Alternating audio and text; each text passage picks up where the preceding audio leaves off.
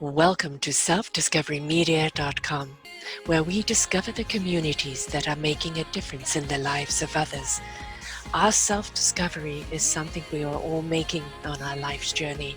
Here you will find the people that will be your guidance, that will be your inspiration, that will be there for you in support on your journey of life. Do enjoy. Our next show is...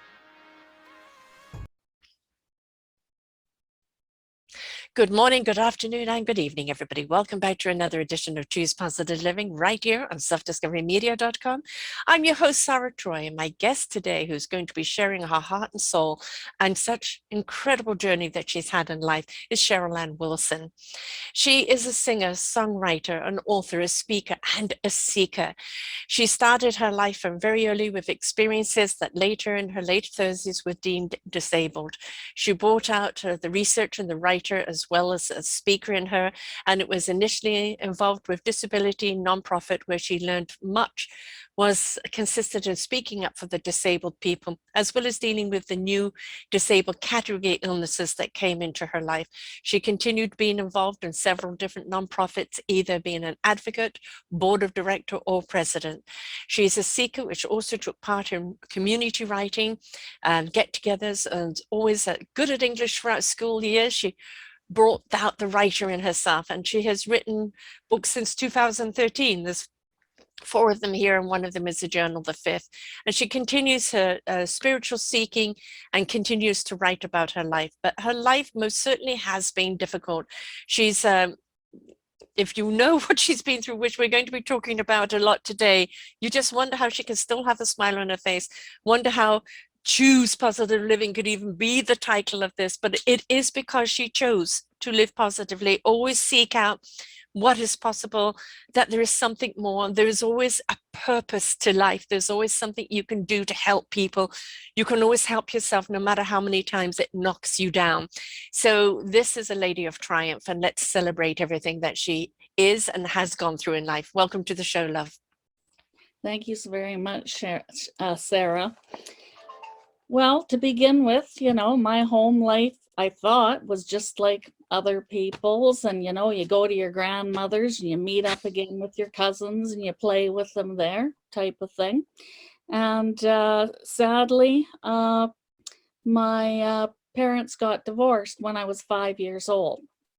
Now, my early introduction to creative arts was both my father, who was a film and sound editor, and he was working at a television station when I was very young. And then as I got older, he went out entrepreneurially, and that's where I think I got the entrepreneurial bug.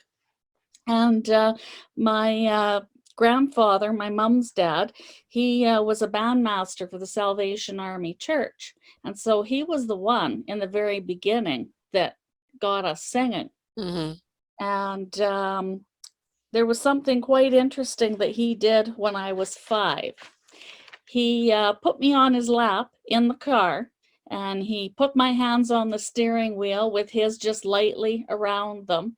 And of course, he was operating the gas pedal, but I don't think it was the whole entire way, but at least for 1 hour, I think he had me driving the car like that as we went from Edmonton to Lethbridge, which is about a 5-hour trip. Right? So 5, interesting, right? Now, my mother, after the divorce, went on her own spiritual search, and she ended up joining the Seventh-day Adventist Church and putting us kids of hers not only at the church, but also in the church school. And me being the oldest child, I had adult responsibilities just automatically put onto me as mom went out looking for work, and suddenly a younger cousin came living with us.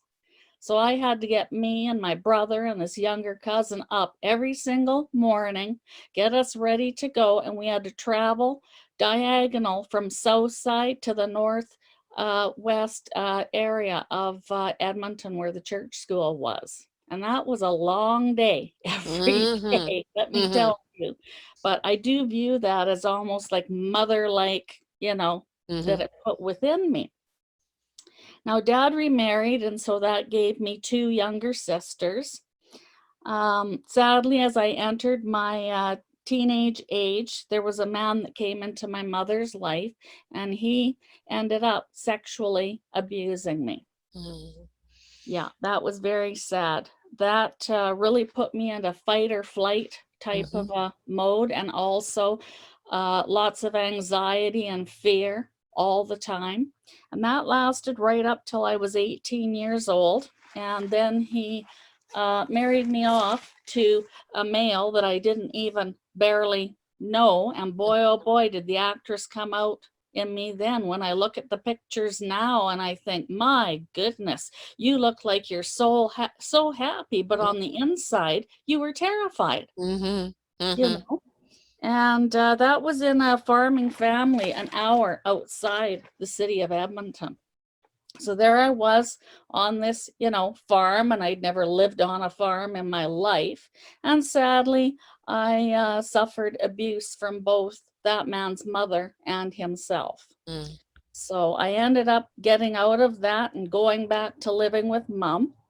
And Mom knew a family in California.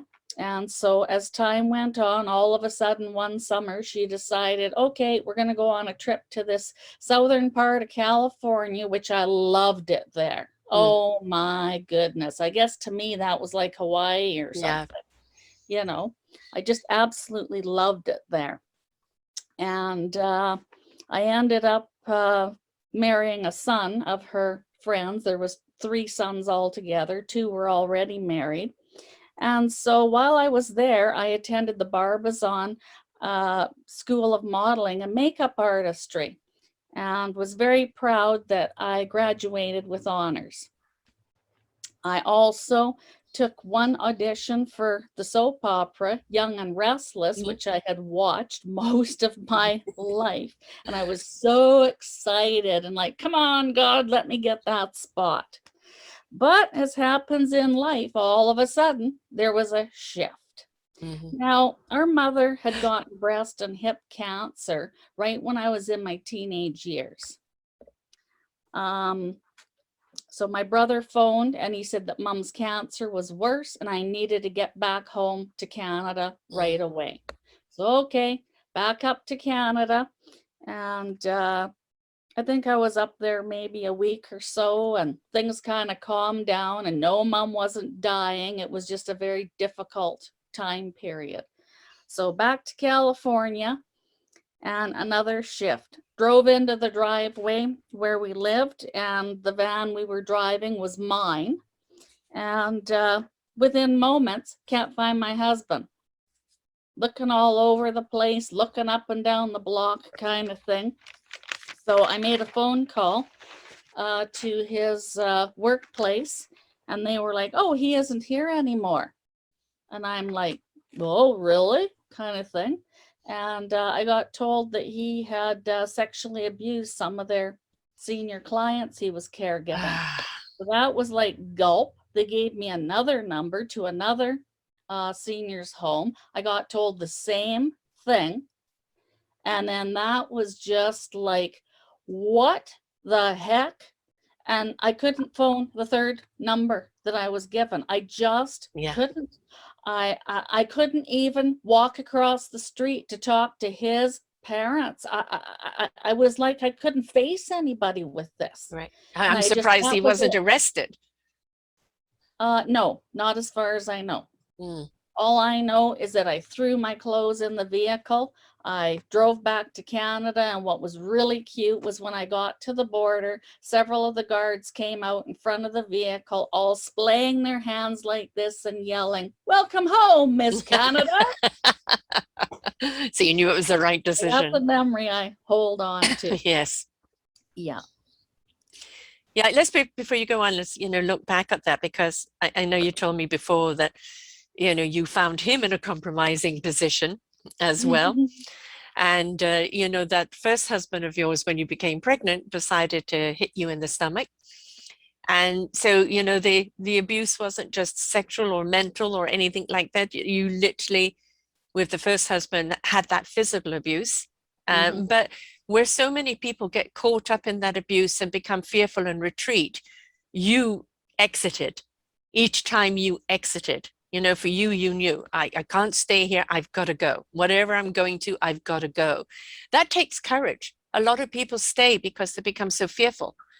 They, you know, too scared to move on. But you found that courage to each time and go, I'm not staying for this, I'm going. Even though you may have walked into another situation, but then when you look at the abuse that you had as a child, you were wired for that. You were conditioned for that. So you obviously attracted those kind of people because that's what your programming was. But Right. you decided to sever that programming when you went home, right? Because each time you said, no, this is not me, I'm not going to take it, that takes a lot of strength and courage in itself. It does, but I don't think I ever healed properly, and I didn't get proper counseling. Right. I just kind of, okay, I'm starting over again, right? It's the So trooper way, right? age 22, I'm back in, Edmonton. I'm starting all over. I'm back into secretarial positions because I was always a really fast typist. And I was thinking that I was enjoying it so much. And then my new stepfather introduced me to a man from his workplace. We seemed to click right away, got married. He came from a large family, which I really, really loved. And his mother and I got along really well and still do to this day. But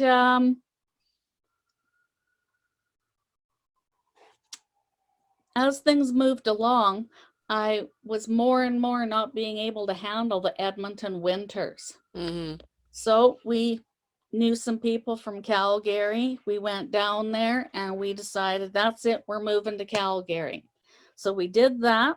And in that new city, 4 hours south, gentler winters, I thought. My secretarial work now had me working for a criminal lawyer, a female criminal lawyer, and my husband was working for security. I got pregnant during that time and had a girl. And one of the comedy times during my right out pregnancy was that I knew somebody that was a stripper. And so one time me and the husband are in the audience where this stripper is doing her thing. And back in those days, because of the modeling stuff, I was still wearing 6-inch heels, even though I was pregnant, right? And so I just get up from my seat. I'm wearing a dress. I'm fully pregnant. And I start up the stairs to this long stage. And the stripper happens to be turning around at the same time and is just like looking at me and going, "What are you doing up here?" And I just went, "I want to talk to you. I want to talk to you." And I started going across the stage. It was just, I don't know. I just wanted that entertainment factor. That's built into me. So it must have gone down very well. Well, she wasn't happy, but she kind of worked along with me, but got me off. Yeah. But that 3 years taught me a lot about Canadian and provincial law. I was happy yet stressed. Then a brother-in-law and family moved to British Columbia to Summerland. So, okay, you know how it goes. We start going and holidaying out there. And to me, Summerland, this BC area, I thought I was in California. Yeah. And I was like, I had no idea this existed in Canada. This is wonderful out here. So after 3 holidayings out there, we decided that's it. We're going to move to Summerland. Now, one of the other unique things of Summerland is that the husband's mother's father and mother were one of the founding families there. And that grandpa helped to set up the credit union even there. Oh, wow. So here's another life start over, right? So in the beginning, I was like a nanny for my sister-in-law's children, as well as our daughter, who was about 3 now. The other day, I was looking at a picture of her when she was about 4, and she was holding that sister-in-law's first child, a little girl. Well, after a while, I got work at a small ladies' clothing store, but sadly, the boss was, well, I used to say a nasty word in those days, and these days I'll say narcissistic, and I just had to get out of there. Then I went to the credit union, and during the interview, I got told, we can't hire you. Now, thank goodness that because of learnings along the way, I learned to say instead of why, which sends someone to the emotional, I said, what's the reason? And the woman said to me, you're not a Summerlander. You don't belong. Oh, goodness. Well, being that this grandparents' place was close to the credit union, I went over there to talk with them, and boy, oh boy, did that grandpa go stomping into the credit union. It didn't make any difference, but everybody in town knew what had happened. I mean, you know, talk about, I mean, not racism, but, you know, it just, I don't know what you actually call that. There must be a word for it, where, you know, territorial, you know, it's just like ridiculous, you know. Oh, yeah. It still goes on today, I know. Yeah. So all of a sudden, I was just the mother at home. So I tried to enjoy that time period. There was a family next door with 6 kids, so it was nice to, you know, see my daughter playing with them and get to know their parents and stuff. And then one day, crossing the crescent edge that we lived on, was my husband's first wife walking a dog. And I simply thought, well, she's there to visit her parents. Okay. But little did I know that she was there to take back her first husband, my husband. And she got him. Oh, no. That was horrid for me. When we split, I didn't want my daughter living with relatives fighting. And so I just said to her father and his family, you know, within reason, you can see her whenever you want.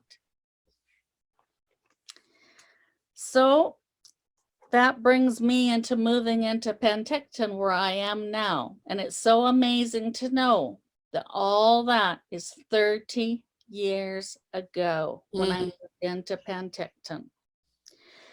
I was in great poverty. I finally managed to get an apartment way down on the Skaha end near a school for my daughter. And I was doing all I could to get to know the community. My health just kept getting worse and worse. And I didn't really know what was going on. But I had a blessing. I had a very, very excellent doctor. And this situation brought out the researcher mind in me. I started looking things up, and when I'd have my appointments, I'd bring him, you know, the newest that I had found type of thing. And it took about 2 years, and then we found out, and he stated, you've got fibromyalgia and chronic fatigue. I relate to, yes. So basically, the two of us taught the South Okanagan about this illness. Which still so little is known about it. It's, you know, let's pause there for a moment. It's still doctors don't know what it is, and people don't know what it is. And, you know, the appearances don't reflect what it is. So people just don't understand that you actually are living in fatigue all the time. You're living in some level of pain all the time, that your battery never recharges, you know, the way it does with other people, and that you're limited physically, and that it's draining on you emotionally, because there's 31 points to fibromyalgia. I personally have 29 of them, so I know what it's like. And they don't understand every day is a struggle to do something, but also we need to be purposeful. We have to be doing something, otherwise you go down the depressive road, which is also anxiety and depression are very key with fibromyalgia. It took 2 years for me to be diagnosed as well, because nobody knew what it is. And I eventually, my doctor, Dr. Asano, was one of the leading doctors on fibromyalgia in the world. And he was my doctor, and we did a show on it where we really did talk about what it is. But it's still to people today, oh, what is this fibromyalgia thing? You know, sure, you can just exercise and diet and it'll be all right. And they just don't get it. So I hear you on that one. It is, just imagine working out at full force and being absolutely exhausted and your body hurting the next day. That's kind of where we live at every day. Yeah. Right. So yes, I understand where you're at with that one, love. Yes. And then around 1993, 96, a physiotherapist found out that my tailbone was completely broken off and resting inside my body. And at that time on my left hip. But wait a minute, before we go any further, how did that happen? That's what they asked me. And it brought big tears to my eyes because there was two different things that happened to my body that I felt could have caused it. First, when my parents went to some counseling, the counselor told them to get a soft piece of wood that would be about 12 inches long, and that they were to spank us children as old as we were with that stick. And the last time I got spanked with that stick, I was 15. We had wooden open stairs and I was running up the stairs because the pain of that hitting me was so bad and I didn't want to be hit with that stick anymore. Right. So that probably was hitting right against that area of the spine. Yeah. And then that counselor should be shot. Yeah. And then in the first marriage, that mother-in-law disliked my non-ability to just whammo from the top of my head and hands, make bread and buns and all that on Sunday. And so she picked me up by the back of my top and the back of my pants, and she would throw me down the stairs. Oh my God. So that's probably the two things that caused that. And when I stated those two things, the medical people said, oh, yes, that's definitely the two things that caused it. Right. So I was placed on morphine. And the morphine for me felt like a big blessing. Because somehow with the morphine, I wasn't quite as fatigued in the morning as I usually would be. And it certainly handled a lot of the pain. I mean, the pain was still there to a certain degree, but it handled a lot of it. Yeah. I still had to watch how much I would do in a day and things. But so during this time, I began to attend a metaphysical spiritual center. Because, you know, in those younger years with Mom joining that Seventh-day Adventist church, there she is, SDA, there's Grandpa, her dad, you know, Salvation Army, and there'd be big arguments going on all the time. And then other religions, I kept thinking, how come these Christians are arguing all the time? I know. When they're supposed to be thinking the same way, but a different religion name. Yes. But the same way. Should be based in love, should be based in kindness, it should be based in compassion, and it doesn't. It becomes judgment, becomes persecution. And completely the opposite. Yes. Yeah. So that brought a lot of positivity and liking myself to my life.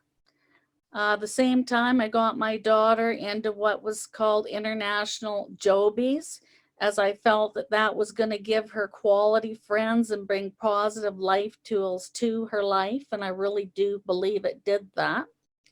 My mother moved to a small community not too far away from Penticton here. And so she and I began to sell Regal products and Avon together. Now, Mom was always the numbers person, and I was always the creative one. Now, I have to jump back just quickly for a moment. In 1994, I took a genealogy course. And during that, I found out that on Mom's side, we were Métis. That we had come from Mohawk Turtle Clan, from deep southeast Toronto and going into the edge parts there of Quebec. And finding out all that, and then me looking into what does this really mean, and about the culture and stuff like that. What's the right word? It just brought such a knowingness to Mm-hmm. me. It was all of a sudden like I knew myself better and understood myself better. And I treasure that. Yes. It was And a sadly, revelation for right you. now, there is fights going on with people out there saying that if your family wasn't at Red River, you're not Métis. And there's a Right. lot of negative comments about Mohawks on there, I hate to say. Mm-hmm. I just shook my head about that a couple of days ago and said, I'm not going to read this anymore. No, no. I'm just not going to. Yeah, it's comparison and competition are deadly. You know, competition should be for the field, for the sports, and comparison to anyone is always going to be, you know, a judgment thing. You know, I'm better than you, more important than you, you're inferior to me, and that is always a negative. It's always going to bring out conflict and Yes. chaos, and it is not peaceful and it is not loving. Who cares what blood you are? If you're all, you know, native Indian in some way, then you are, right? It's like if a person is black and white, they always judge whether they have 1 ounce of black in them as black rather than the white, right? So I just, you know, it's acceptance, folks, acceptance, and stop this little itty bitty niggling over stupid things. Yes. Now, I forgot to say that once the broken tailbone was found, that was when I was finally placed on provincial disability. Now, that was better than the welfare I had been on, but still not much better. And so, with doing these sales with Mom, yeah, I was learning things, you know, all along that I'm grateful for. But I still had to stay within the monthly allowable Yes. limitations of Yes. disability. Which is very little, by the way, folks. 5,500 a year is all you're allowed to earn above that. And with the cost of inflation, along with the pension and disability, it is way below living, you know, money. And with everything going up higher, it leaves people with disability or pension at a really high risk. Yeah, it makes things very difficult. Yes. And then in 2001, when I was head of fundraising for a nonprofit, and we were doing a hamburger hot dog fundraiser, sadly, I got a brain injury. Oh my goodness. How'd you get that? I wasn't using a cane yet. I was just coming out the door carrying a tray of hot hamburgers and hot dogs. I saw the table, the person barbecuing, and another friend in their wheelchair. And I saw that wheelchair's friend's face go sort of like, kind of thing. And my mind immediately wondered, and that was the last thing I knew. When I came to, I was seated at the table, and there were so many people around me and pushing down on me, and I just kind of, what's going on, came up. And that's when they told me that that particular grocery store's wooden sign that was a specials sign came off its hooks in the wind, came around and hit me right here in the temple area on the left side. Oh, wow. So naturally, I ended up, you know, going to a brain injury group to learn about it and how to live with it. And as I was doing that, 2001 was when I decided, okay, I've got all this nonprofit experience now from all this volunteerism that I've done over the years. So that's it. I'm going to start a nonprofit in this area for people with fibromyalgia and chronic fatigue. So we called it South Okanagan Fibromyalgia Association, so that its short word would be SOFA, given that's where we most ended up. So I'm glad that I did that. Again, lots and lots of, you know, learnings as you're meeting with and talking to other people. And during this time, I got a big life blessing. A man came into my life who could play guitar, sing, and songwrite. Oh my goodness. This was an even bigger click than that marriage to my daughter's father. We began singing together and practicing together. Then we became common law, and we continued on as a classic country couple. Mm-hmm. And we sang all around these Okanagan parts. And for me, he was my soulmate. Yeah. My creativity had me make him Canada's Hank William tribute artist, and he got ACD made. Now, during the day, he was a vacuum cleaner for a certain local company. And one particular day when the secretary wasn't usually in, he was working on a vacuum from a brand new contract. And she heard him yell out in a not natural way for him because he'd been in the Marines. So he was one tough guy. Mm-hmm. Sadly, there were 20 needles within the both fingers on both hands. So he got Hep C from that.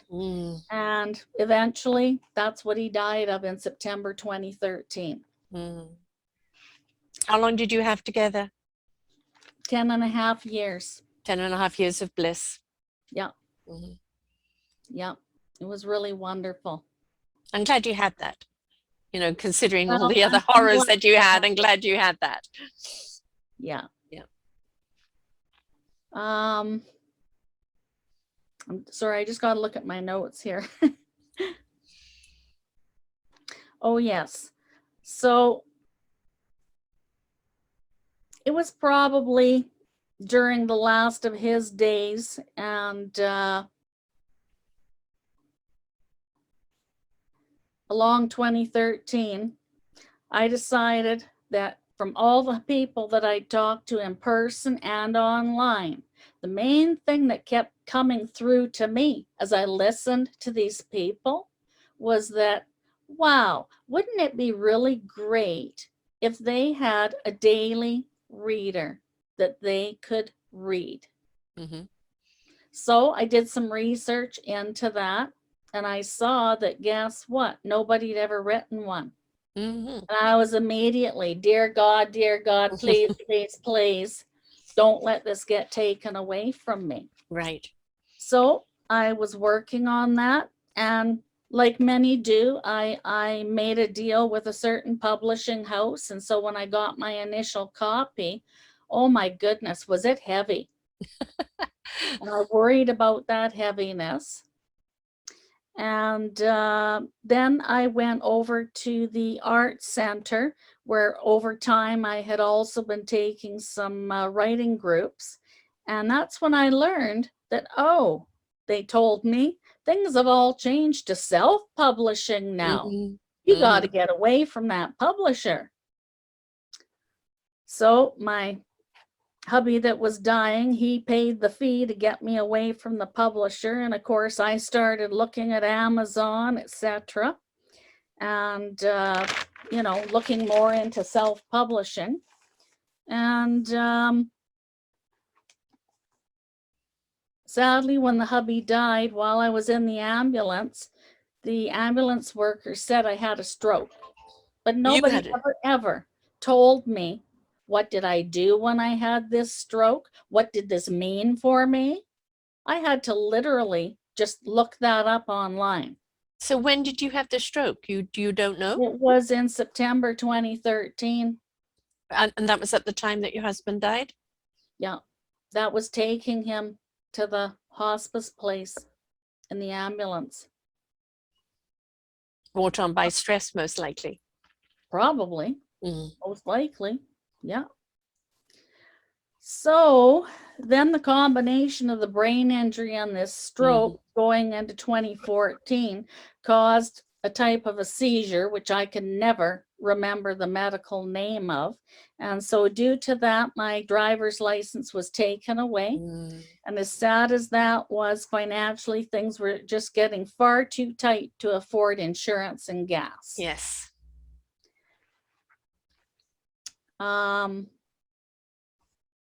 My next shock was February 2014, having my disability totally taken away. And I didn't know the reason.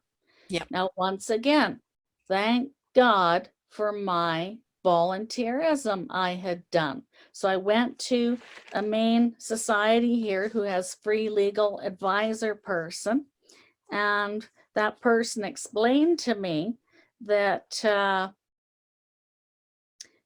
there's a human rights breaking rule that gets applied to all in Canada on provincial disability. It's called spouse in the house. Mm-hmm. And the basis of it is that when that person on provincial disability enters into a common law or marital relationship, or even what the term they use now is marriage-like relationship, when someone of community goes to any ministry office and basically tattletales that on you, you immediately lose your disability. And the end words were for good. And he told me that meant forever. Well, naturally, I just fell apart. Yes. Yes. I was just, you know. So that legal advisor looked at me and he said, you know, I've got boundaries around my work that I do here, but because I've known you for 28 years, I'm going to fight to the nuggins for you. Mm-hmm. And he did. It took till 2015 for him to get me, well, we'll say welfare, but that only paid rent and utilities. Yes. But to me, that was a God doing, because that was right in July when my mother died of her cancer. All at once, everything piled on top of each other. So I survived otherwise by eating at a local soupateria that provides a lunch meal 7 days a week, a little bit from the food bank. And I was forced to use a credit card for any over-the-counter items that wasn't provided by any nonprofits in town. Well, that adds up, you know, because there I was using it for that and using it for business costs. And so summer of 2014, here I just managed to get my spring and summer daily readers onto both Amazon.com and Amazon.ca. Now, the interesting thing there is, most people know that, to put your book up on Amazon.com doesn't cost you any money. But guess what? If you go to put it on Amazon.ca, it costs you money. So that went on to the credit card as well. Why is the .ca cost money and the .com doesn't? I don't know the reason. I've asked over the years and nobody's ever given me. No, there aren't any human interactions there. Everything is automatic. The way it is. Yeah. Yes. So I was under huge stress and anxiety, you know, of course. And all of a sudden, I couldn't pay the low monthly on the credit cards. So that was becoming a debt in my life. More and more, I got into praying and meditating. I kept getting the strong soul feeling like I was to continue writing. And so I began to look for other writing opportunities. And I actually forgot to put it beside me here, but in 2015, I wrote a book with another person, and we received an award for that book. And time goes fast. Volunteering at Soupateria, where I was volunteering now, and making sandwiches 3 days a month. And that would be 3 afternoons of meditating and soul care, because of course, after doing that, you know, my body was just too tired. Yeah. So 2018 and ongoing, I learned of Make a Change Canada, who exists for all Canadian disabled adults who wish to be entrepreneurs. So 2018, I took the most of their courses that I could. Then 2019, I managed to get all 4 of my daily reader series for those with fibro and chronic fatigue, both in ebook and print format, up onto Amazon.com. I also got creative because of other things that I saw happening. And so I created a 4x6, 200-page line booklet called the Indigenous Woman's Journal. Mm-hmm.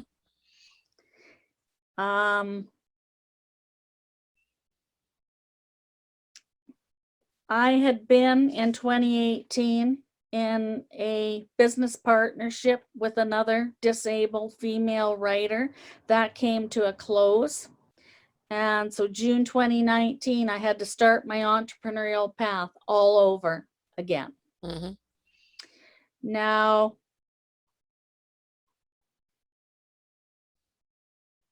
2020 and 2021, I decided to write open poetry. I found out about Pauline Johnson, who was a Mohawk woman, and she wrote open poetry, and I loved her poetry. And every time I looked at her picture, I had this strong feeling of, are our souls blended somehow? Mm-hmm. I always go through that feeling with her. So in 2020, all of us volunteers at Supateria were called away, of course. We don't Mm-hmm. want you to get it, so don't come in. And so I started writing open poetry as many times as creativity would hit me. And I'm proud to say that back about 3 weeks ago, the local art gallery was having a poetry mic thing that night. And I won 3rd place. Oh, wonderful. Congratulations. Yeah, I was very pleased. Mm-hmm. So recently, I newly learned about making what's called an Amazon author page.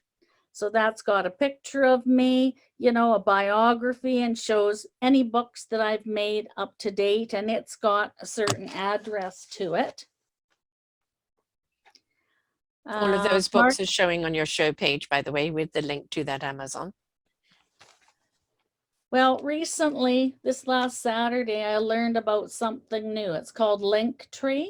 And the beautiful thing about Linktree is that when one goes to it, they'll see my picture, and then there'll be the several different areas, like I'll call them almost like lines. Mm-hmm. Okay. So you can press on one for the website, you can press on another for the YouTube page, Mm-hmm. or the other pages that I have, and I really love that. And it's a free program and a free training that I got for that. So I was very glad about that. Now, also in 2020 and ongoing, I found the best web coach for myself, and I try to promote her as much as I can. Her name's Catherine Calhoun.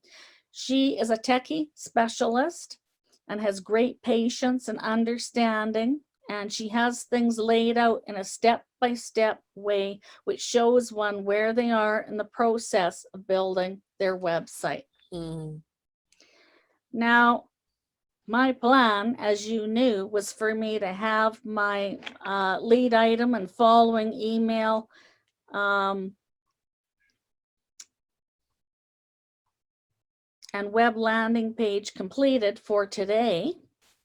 But a situation happened whereby, if God and the angels, etc., were not working, I would have lost absolutely everything. Mm-hmm. Oh dear.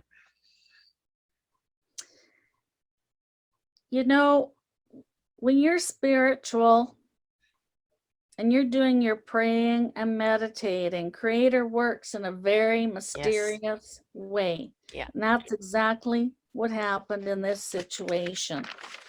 And just to put it short, somebody that's supposed to be the cleaning person in the apartment building I live, this building was built in 1969, so it's a fairly old building, in a little closet room, they had an 8x10 box absolutely filled with rags soaked in Varsol. Why? Varsol is a paint thinner. Yes. Why are they keeping it? Well, based on all the negative and evil things this person has done to me since the day I moved into the building when I didn't even know them. Mm-hmm.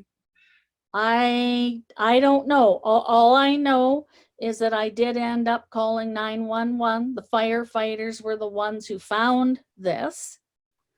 They listened to everything she said, which anybody with a common mind would know this person was lying like crazy. And basically we saved the building from being burnt down. Wow. Because there was 2 other tenants that are on the same level, which is below me. And they had been claiming that since the Wednesday before, that they had been smelling something awful, but couldn't put their finger on it. Right. Mm. And she was trying to sabotage everybody? I mean, what was her reason behind it? I don't know. There's been a for sale sign in front of the building since July 5. One of the tenants was told by the realty manager that there's been no interest in the building. So I had somebody quippingly say to me, oh, maybe it's for insurance. Right. Exactly. Who knows? Yeah. Yeah. Only God knows. Right. Well, now they know, A, they've caught it, and B, also a warning out there, you know, to kind of keep doing it. Everybody keep being vigilant, because if they've tried once, they may try again. Yeah, and it also means that there's both a fire hall and a police record. Right. Exactly. Yeah, it's amazing what people would do without any, you know, care at all about the lives that it affects. And, you know, you talked about narcissism earlier, and there are so many people that it's just about themselves, you know, their own self-greed, their own self-interest, and they really do not care. It's very psychopathic, because they have no feelings for anyone else as long as they're all right. And we have too much of that in the world, far too much of it. And it's time, you know, for certain people, it is a condition that you'll never be able to ignite the heart or ignite the soul. You just can't. They just don't operate from there at all. And they're a danger because they have no conscience whatsoever. But that's not the excuse for the most of humanity. We all have that conscience. We can all step into compassion. We have a heart where we can care, not only about ourselves, but other people. And it really is time that we step into it, because we're seeing so much discourse in the world right now, disruption, disease, and you know, chaos. And that chaos is looking for order, it's looking for calmness, but that calmness starts with us. And you know, one of the things that you've done throughout your life is that you've faced every adversity and every challenge and going, okay, all right, I've been dealt this. How do I, you know, I'm going to research how I survive it. What do I do with it? How do I move forward? And you've always looked for some form of purpose to keep being belonged to. You know, I can only think of that, had life been different for you, where truly you were supported as a child with all the gifts that you had within you, and if that was supported and nurtured, what you would have been and what you would have done in your life. But despite that, well, let's talk about that for a minute, because you know, my mother at one point in I'm trying to remember how old I was. I think I was 12 or something like that. And she put her and my brother and myself as a little trio. And there was a fellow that played piano for us. And once again, there was that love of music, you know, and I remember that I was the soprano, Mom was the tenor, my brother was the bass. You want to switch that off? I have it stuck under a pillow. I was hoping I've got sound right round, but you can hear it still. So. That's okay. It'll stop in a moment. But you know, all through school years, I was always in, you know, church and school choirs. I was always in theater plays. I wish that in Penticton I would have kept a better record, because I know that I was in 40 theater plays here. But I don't have all the details on them. So that's all that I can say about that. And one of the last ones involved a lot of singing, and I really, really enjoyed it. Now, my daughter is 38, and she's wanted a baby for quite some time. I'm very proud of her. When she graduated from high school, I kind of giggled when she immediately went to school to become an RN. Mm-hmm.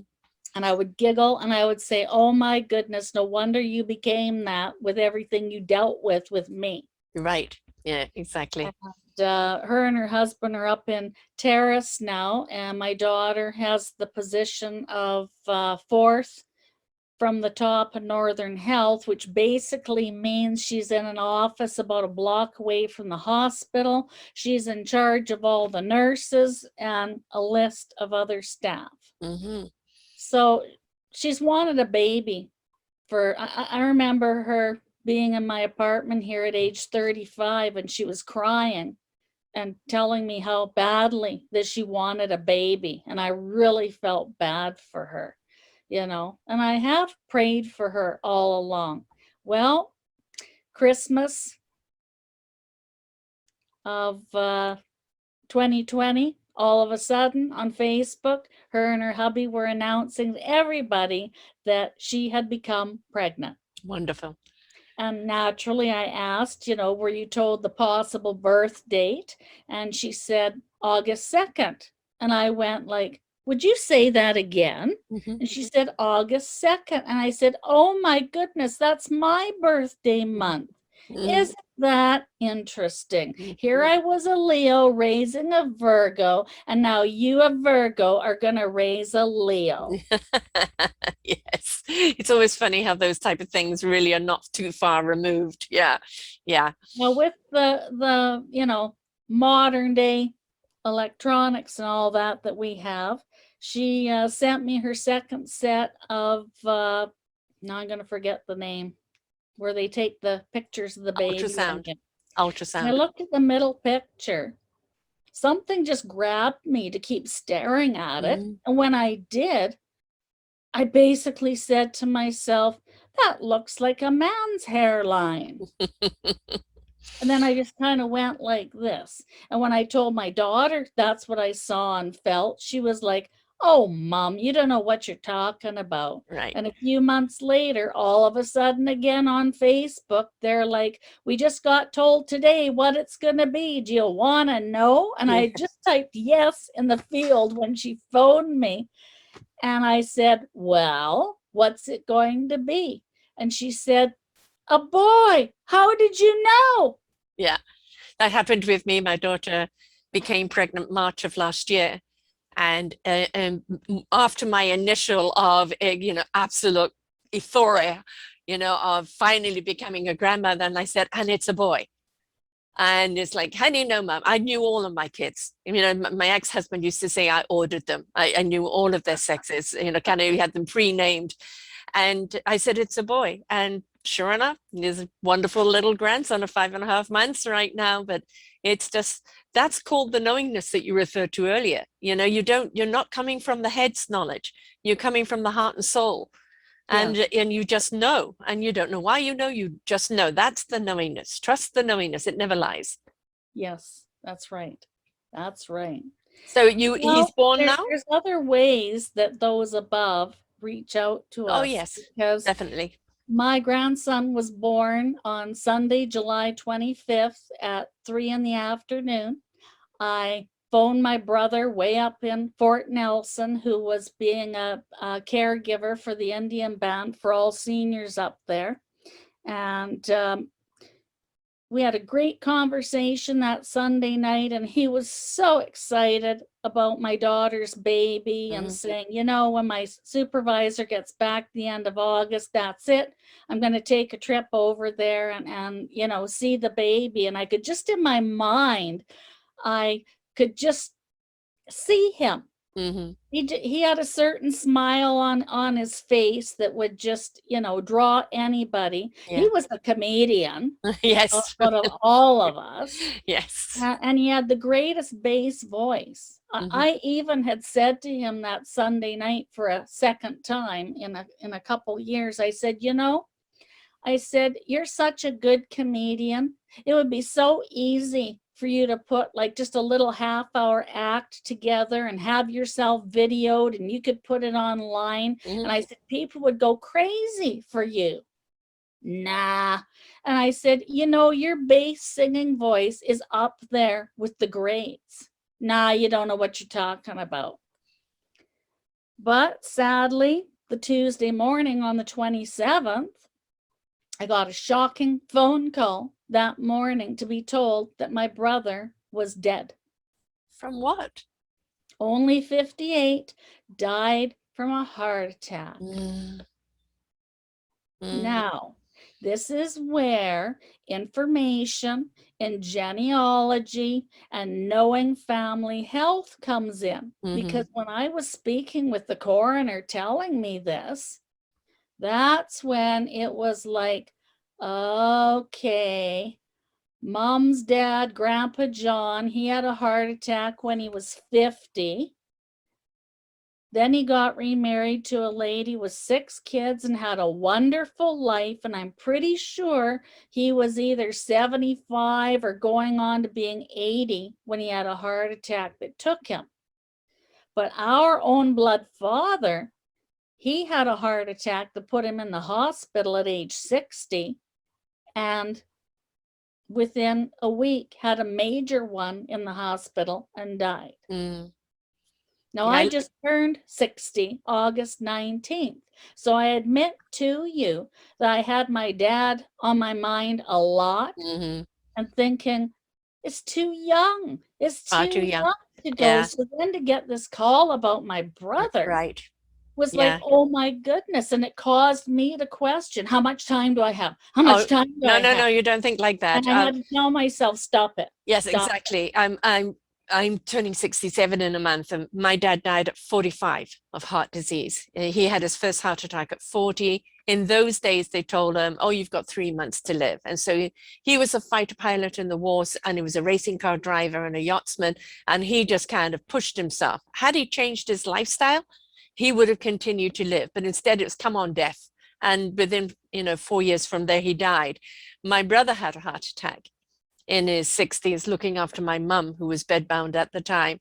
I've said with God, look, you've given me asthma all my life, eczema, fibromyalgia, numerous other things. No, I'm not going cancer way, which is rampant in my family, or heart way. You've given me enough.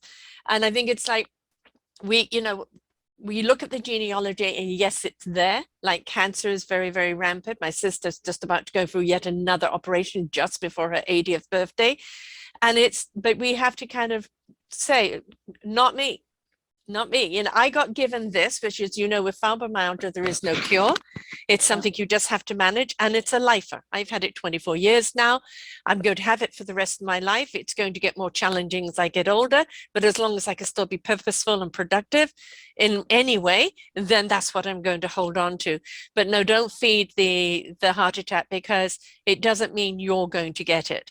It's just being aware of it, though, because you had that stroke. Being aware of it, then you know the things that you need to do to protect your heart, and that's the important thing. Yeah. But yeah, it's way too young for people to be taken, and it's and it's always seems to be surprising when you think, oh, there's no history there, or there's no reason for them to be, and then we're looking at cancer and we're looking at COVID, and we don't realize that heart attacks are still, I don't know if they are the number one or if cancer is the number one, but it's way up there. And that we don't do enough to look after our hearts, and a broken heart and a stressed heart and an unhappy heart can easily cause a disease as well. It's called dis-ease. That dis-ease wears on the body and it goes to the vulnerable organ and it starts breaking it down. So your happiness is your wellness. And it's really important to live in your happiness. Yes. And that's something that I've probably been learning about for the last 5 years, is to be happy from the inside. Yes. Yes. It's an inside out job. A girlfriend of mine that actually has been hospitalized many times for her pain she taught me something interesting. You know how they'll say that one of the things you can do in stress is just stop yourself and do that breathe in, Yes. hold, breathe out. Yes. Well, when Yes. you breathe in, say peace. Yeah. When you breathe out, say love. Yeah. And you know what? It's amazing how calming that is. Yes. And those two words like that, she was right. That helps to reduce pain. Yeah.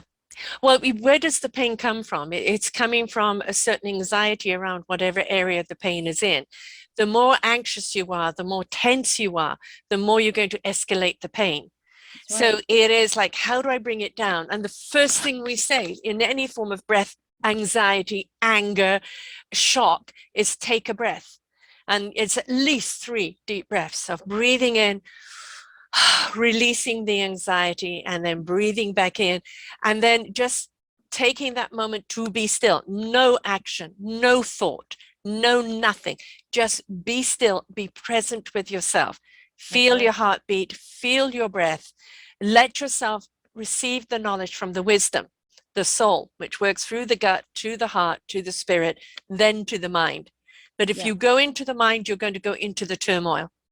Because it's, but what if, right? When you come from the soul, which is the divine truth, and it resonates with the heart and the spirit goes into action, the mind will know what it needs to know when it needs to know it.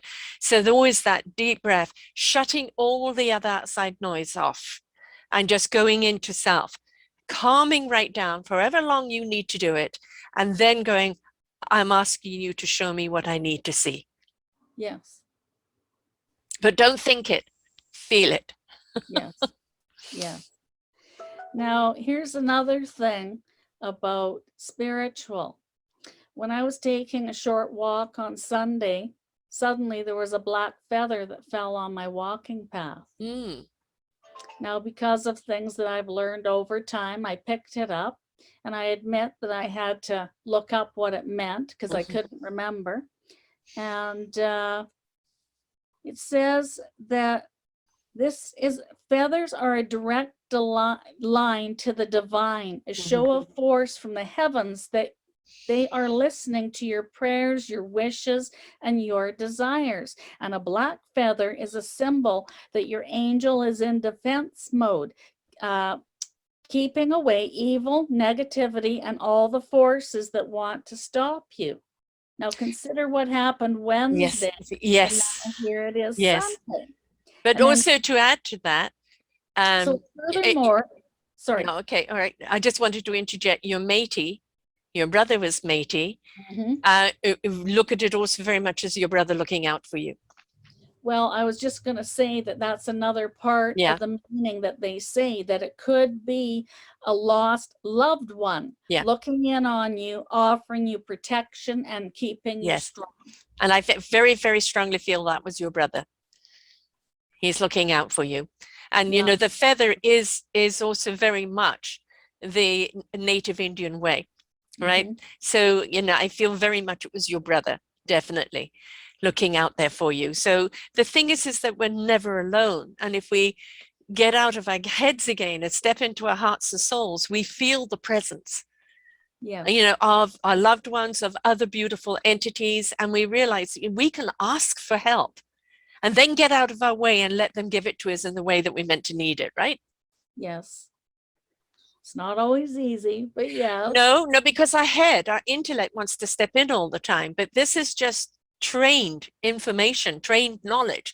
The wisdom is to know how to use and access that knowledge, not to get stuck in the knowledge, which we do as human beings. We get stuck in the higher intellect. But if we don't have the wisdom to understand how to use that intellect, it's just data. That's right. That's right.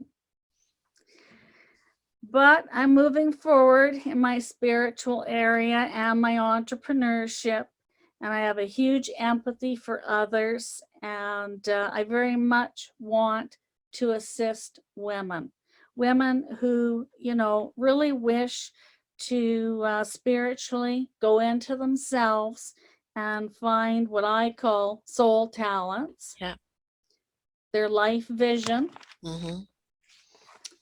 And that will help them to know their soul purpose, because that's something that I learned about again in the last 5 years, Yeah. is about our soul purpose and That's why knowing we're what here. that That's is. why we're here. And when you've got that, then that brings you peace, Yes. happiness, love, and abundance, and you can bring more of that to the world. Exactly. That's what I really want to do, and to be an example to other disabled women so that they will come to me and I can assist them as well, that they're not going to be wherever they are thinking, oh, I'm just disabled and I can't do anything anymore. They're not just their disability. Their disability is their life challenge, but it is not a definition of who they are. Well, my grandfather's spirit in 2013 brought something very clear to my mind that was a big help. The disability nonprofit I was working for when I got the brain injury, they within their name spelled the word disabled, lowercase dis, capital A on the abled. And that was what made me pray and meditate and go into myself. And that's when I came out with, hey, you know, writing comes fairly easy to me. I've been speaking and singing since age 5, and I want to continue on with all 3 of those things. Exactly, because that was the gift that you were given. Another person that I interviewed put it beautifully: differently abled. Yeah, I like that. I like that a lot, because we're all able. We're just differently able to what the norm is. So there's things we can't use, we can't do, but we're able to do these other things. And sometimes I think for spiritual people, some form of disability is a gift, because it takes us, it makes us really tune into our body, but at the same time, it makes us really tune into our heart and soul and understand the gift that we really, because everybody is a gift. You know, you've been given your creativity and your artistry. Doesn't matter what you've done, has come out in everything that you've done. The singing, the speaking, the writing, the researching, the ability to look at something and go, okay, I need to understand this so I know what I can do with it and how we can benefit from it. So you've not given up or given in, even though you've had some many, many hard knocks. Every time you've got up and go, okay, what do I do with this? Where do I take it? How can it benefit me? How can I be there in support of others? And that's your strength, and your courage is exemplary to others. Thank you. No excuses. You have plenty of them to give up and give in. And so many people do give up and give in because they become their disability. Instead of looking, I'm differently abled, I'm disabled, so therefore I am my disease. I am my trauma. I am my life experience. Instead of my life experience and the trauma and the disability that I have has just made me differently abled and more gifted and in tuned in a different way. Should I allow myself to take that path? And you have instinctually taken that path. Yes, I have. That doesn't mean that there hasn't been time when, I didn't move forward in a faster time. Right. No, you're allowed to be knocked down. Sometimes it takes much harder to get back up. I know, it's even though we know that there's always a reason for something, sometimes it just is longer to get back up, longer to get that energy and that, okay, all right, what does this mean? What am I meant to do with it? It's just like, come on, folks, I'm tired. I don't need any more knocks. But it's because they know of our inner strength, because they know that we have that courage to face it, that they keep giving it to us. It's just like, can I retire now? Can I just have some peace and comfort now? But for as long as we've got the fight in us, they keep giving us the challenges, because that fight is not just for us, it's for other people as well. Yes. Now, in we'll say Aboriginal world, a lot of times you go to the elders because you're getting wisdom from the elders. Yes. And so the elders around here gave me the name Métis Angel. And Lovely. so at one point, I literally asked their permission because I wasn't sure if it was okay. And I said, okay, you've given me this name, but would it be okay if I use this name along with other words I might choose for a business? And they said, oh, yes, absolutely. Yeah, because So, it's the reason you were given it, is and to so that manifest something. that's the reason that at this point I've given myself the business name of Mady Angel Artistic Muse. Hmm. Wonderful. And that artistic muse is definitely something that can take people down many, many different avenues. Yeah. So you're on Linktree/Matey Angel. Yes. That is, so it would be, www.linktree/Matey, METISANGEL. Actually, one has to be careful with the spelling of the link tree Mm-hmm. because it's not just the word straight out like that. Yes, it's the after the LINKTR dot EE. Yes. That's it, And right? then So capital M on the Mady Angel, and that will take you to what I described, a right, picture of me, and then links to all my social media and my website. right, and of course Facebook, Matey Angel Muse, and Instagram Wilson Sherry, Cheryl Ann. Yeah. And then you've got your YouTube with everything on there. And you've Yeah. also got you've got all of your books here on Amazon. So anybody just puts in your name, just Cheryl Ann Wilson into selfdiscoverymedia.com search engine, and her show will come up. And you can also see all of her books that are on Amazon. You've got all of the books here in a banner. Click on that link and it will show you where to buy the book and everything about each one of them. But you've also got a wonderful free gift for everybody. So tell everybody about that. Well, I put together a type of a workbook that is going to help people in their beginnings to begin to take a look at some of these areas that we've been talking about, and one of the biggest things is that you hear this in marketing, but it has to happen for us personally as well, that we need to know, like, and trust ourselves. Mm-hmm. So within the booklet, I talk about trusting yourself. I talk about knowing yourself. I also talk about the spiritual instincts that happen. A lot of us loosely will say, pay attention to your gut feeling. Yes, yes. The thing. And so there's just some words and, some areas in there that they can write some of these things out to give them a beginning to the betterment of life. Right. I mean, so many people are at a crossroads right now because this last 18 months has certainly shaken us up and we're nowhere near out of the woods on many levels right now. And, we're going to face many transitions in our lives. And instead of like, oh, the door closed to me, what do I do now? You simply open another one and be willing to, in wonderment, explore what the options are. But if you know who you are, why you are, and what your gift is, you will understand which door to open and what to do when you open it. So the first and foremost thing is know thyself, right? Yes. Knowing thyself is so important.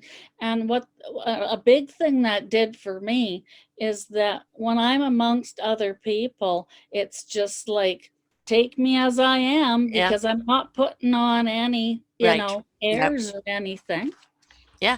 Take me As as I Popeye am. says, I am what I am, right? I am what I am. And, if we can all go through life just representing ourselves from the inside out and not live up to an illusion or a facade, we would take an awful lot of pressure off ourselves.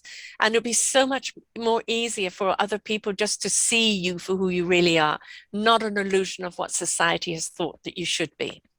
Yes. And the other thing I keep consistently learning about is that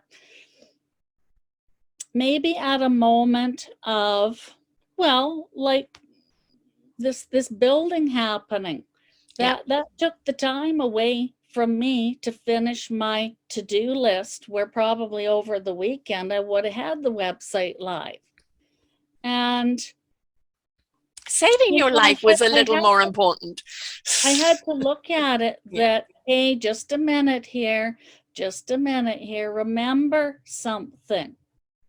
You are at where you are meant to Yes. be at. And a lot of times there could be either another piece of wisdom or consult, or it could be something somebody says in speaking, writing, or something you hear in a song that gives you that next aha moment of what am I to do next? Right. Exactly. And you're not going to do it if you're in confusion of head. You can only do it when you're in calmness of heart. That's right. Mm-hmm. Thank you so much for sharing your story here today. You certainly had a roller coaster life, but the underlying of it is that creativity of yours and the exploration that you have within you has always had you searching, that there's something to learn from it. There's always a solution. There's always got to be something better. And you've always allowed your creative juices to come out and show you the way. And as I said, so many people would give up, but no, you stepped into your strength and your courage. You didn't give up. You didn't give in.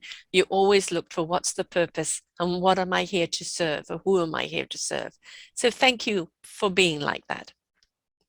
Well, thank you so much for having me on your show. It means a lot to me. And to everyone else that's hearing this, that's going through something, we do have the strength and the courage in us.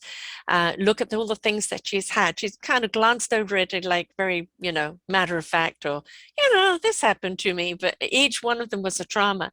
And each one of them has had its physical effect. It came out, beat her up in the body, but not in her spirit. Her spirit got stronger all the time. Her meaningful purpose got stronger. The fight for the injustices and for the people of the downtrodden got stronger. And we can all do that, because sometimes fighting for other people, we realize we're fighting for ourselves as well. So for all of you out there that are on that brink and not knowing where to go, learn from this beautiful lesson here today that we can do it. It's all a question of choice. It's igniting that heart and soul within us. Knowing there's always something more, that you were given this challenge to discover that strength, to discover that courage, to discover an ability that's going to take you to the next phase of life. Because after all, we have many chapters in our book of life, don't we, love? That's right. That's right. Thank you so much for being here with us today. And to everyone else out there, may you find the strength and the courage and the abilities that you need in your life and that we will benefit from. So until next time, bye for now. We hope that you enjoyed the show. You will hear many, many shows here on selfdiscoverymedia.com. We have new shows for you out every week. Just find them on our podcast or What's New. If you feel that you have something to share that makes a difference in the lives of others, or you too feel that you could be a host, please contact me at info@selfdiscoverymedia.com and we will be glad to speak with you. Have a wonderful day.